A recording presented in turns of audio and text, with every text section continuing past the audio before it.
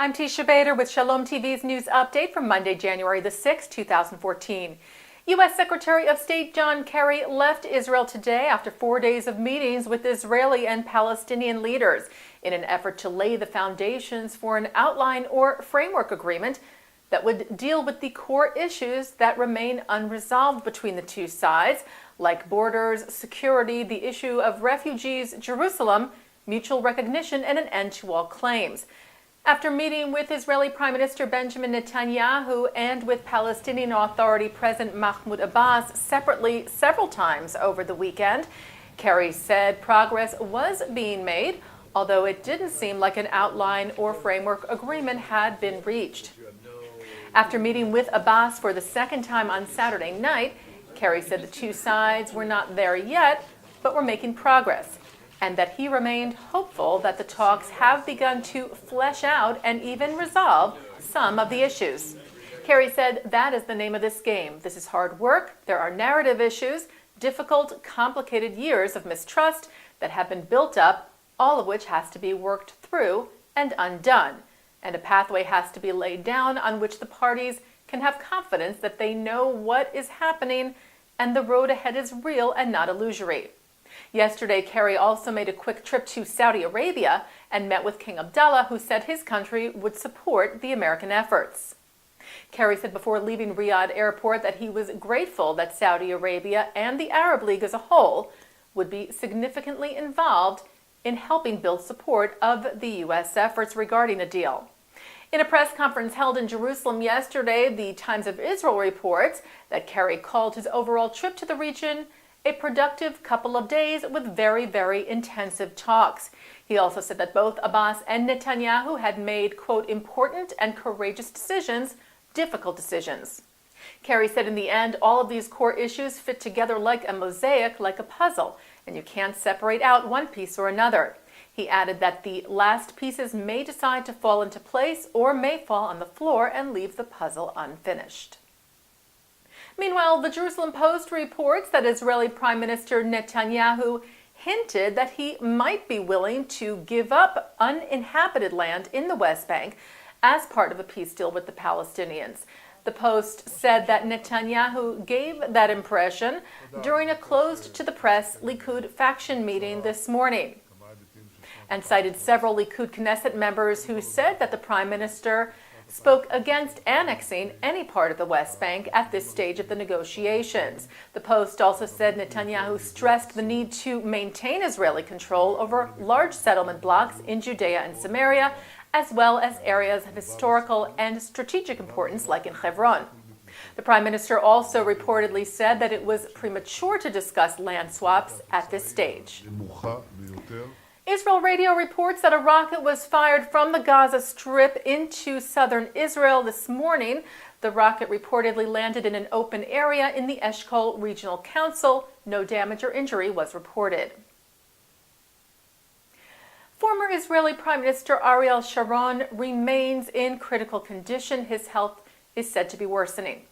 Head of Tel HaShomer's Sheba Medical Center, Professor Ze'ev Rothstein, said in a televised statement in Israel today that there is an increased danger to Sharon's life. The 85-year-old former prime minister has been treated at Sheba since he suffered a stroke over 8 years ago and has been in a comatose state in the hospital ever since. Some American students who are traveling in Israel as part of the American Jewish Committee's Project Interchange had a chance to meet with Secretary of State Kerry while he was in the country. The Secretary of State surprised the student leaders who were attending a briefing being held late last week by U.S. State Department spokesperson Jen Psaki, when Kerry, who had just arrived in Israel, stopped in. Psaki was conducting an in-depth briefing on the ongoing Israeli-Palestinian negotiations, and Kerry came in and fielded a number of questions from the students on the issue and expressed to them that he remained hopeful and a believer in the possibility of peace. The students of Project Interchange spent 8 days in Israel, meeting with both Israeli and Palestinian leaders. The AJC project is dedicated to enhancing understanding of Israel, as well as to introducing groups to the complexity of the Israeli-Palestinian conflict and the larger regional situation. Well, it's official. Pope Francis will visit Israel this spring, as well as Jordan and the West Bank. After reports in the media over the last few weeks, the pontiff formally announced his trip to the region at the Vatican yesterday. After celebrating Mass, the Pope said to the crowd gathered in St. Peter's Square that in the climate of joy typical of this Christmas season, I wish to announce that from 24 to 26 May next, God willing, I will make a pilgrimage to the Holy Land.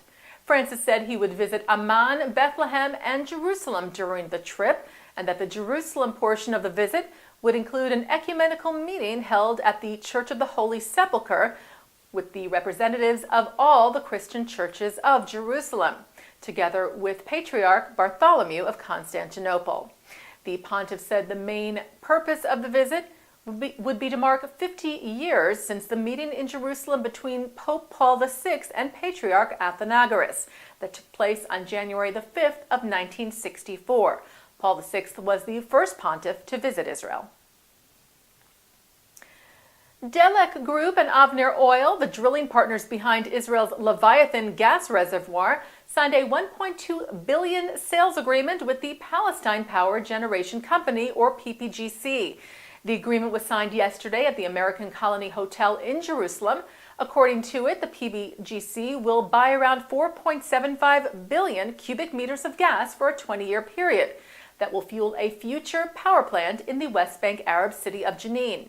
The chairman and CEO of Delek and Avner Oil, Gidon Tadmor, called the signing a dual historic event. He said it included the first contract to supply gas from the Leviathan reservoir, which is Israel's largest natural gas reservoir, and the first contract to export gas for the sale of natural gas to a company in the Palestinian Authority. Tadmor said he expected the Leviathan project to have a great positive impact on Israel's economy and on its geopolitical positioning. He expressed hope of more export contracts being signed with neighboring countries.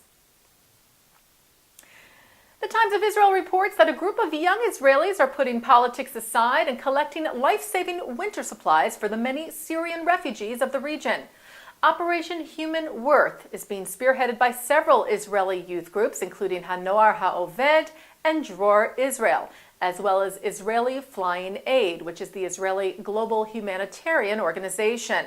The drive began on January the 1st and will continue through the 10th. It's focused on collecting emergency supplies to help refugees displaced by the Syrian conflict get through the very cold weather. Winter coats, blankets, and sleeping bags are all being collected across Israel at 15 different collection points. They will then be transferred to Flying Aid storage sites and distributed to the Syrian refugees through various channels. And turning to our Shalom TV programming for tonight, Monday, January the 6th, coming up at 7 p.m., a new segment of The Wisdom of Dr. Ruth Westheimer. That is followed by more Shalom TV coverage of the recent Union for Reform Judaism's biennial in San Diego, tonight at 7:30, honoring the women of Reform Judaism, including the honor bestowed on Women of the Wall Chair, Anat Hoffman. And Anat Hoffman is also Mark Golub's guest on L'chaim tonight at 9, which follows the URJ program. And then at 10 o'clock, a program with Jewish author Cynthia Ozick from the 92nd Street Y. That's all coming up tonight on Shalom TV and ShalomTV.com. And that's Shalom TV's news update for Monday, January the 6th, 2014. I'm Teisha Bader.